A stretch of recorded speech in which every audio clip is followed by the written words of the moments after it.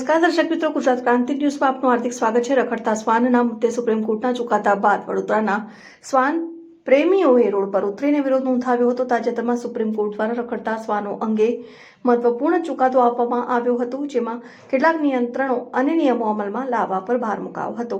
આ ચુકાદા બાદ વડોદરામાં શ્વાન પ્રેમીઓ અને પ્રાણી પ્રેમી સંસ્થાઓએ અસંતોષ વ્યક્ત કર્યો હતો। તેઓના મતે આ ચુકાદા હેઠળ અમલમાં આવનારા કેટલાક નિયમો શ્વાનોના જીવન પર નકારાત્મક અસર કરી શકે છે। આ વિરોધ દરમિયાન અનેક શ્વાન પ્રેમીઓ, યુવાનો અને એનજીઓના સભ્યોએ રોડ ઉપર ઉતરી સૂત્રોચ્ચાર કર્યા હતા। હાથમાં બેનરો અને પ્લેકાર્ડ્સ લઈને તેઓએ પ્રાણીઓ પ્રત્યે કરુણા અને દયા દાખવવાની અપીલ કરી હતી। તેમનું કહેવું હતું કે રખડતા શ્વાનોને દૂર કરવાનો ઉકેલ તેમનો નાશ કે અમાનવીય વ્યવહાર નહીં, પરંતુ રસીકરણ, વાંજીકરણ અને યોગ્ય સંભાળ હોવી જોઈએ।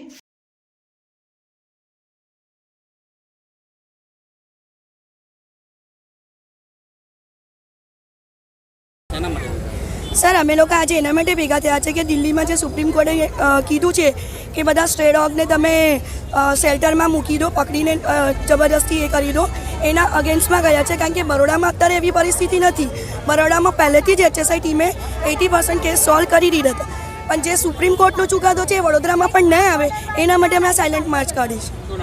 Shweta Dubey.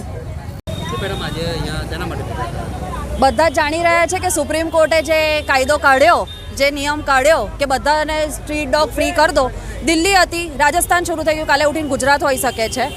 Protest, silent protest કરી રહ્યા છે। અમારે કોઈની સાથે કોઈ લડાઈ નથી। આપણે મેન અને એનિમલ્સ જોડે રહી શકે, સ્ટરીલાઇઝેશનનું પ્રોટોકોલ ફોલો થઈ શકે, સુપ્રીમ કોર્ટે જે પહેલેથી સ્ટરીલાઇઝેશનની વાતચીત કરી હતી એને ફોલો થઈ શકે, એની માટે આજે અમે સાયલેન્ટ અહીંયા બધા ઊભા છે। અમને થોડીક પરમિશનમાં ઇસ્યુ થઈ હતી, પણ અમે અહીંયા ઊભા છે આજે, અને અમે આ એક અમારું બેનર છે જે સાઇન કરાવવાના છે, અને ચીફ જસ્ટિસ ઓફ ઇન્ડિયાને અમે કુરિયર કરી આપીશું કે આ બરોડા તરફથી સપોર્ટ છે દિલ્હી ફ્રેટર્નિટી, એનિમલ ફ્રેટર્નિટીના। શિખા પટેલ, બ્યુરો રિપોર્ટ, ગુજરાત ક્રાંતિ ન્યૂઝ, વડોદરા।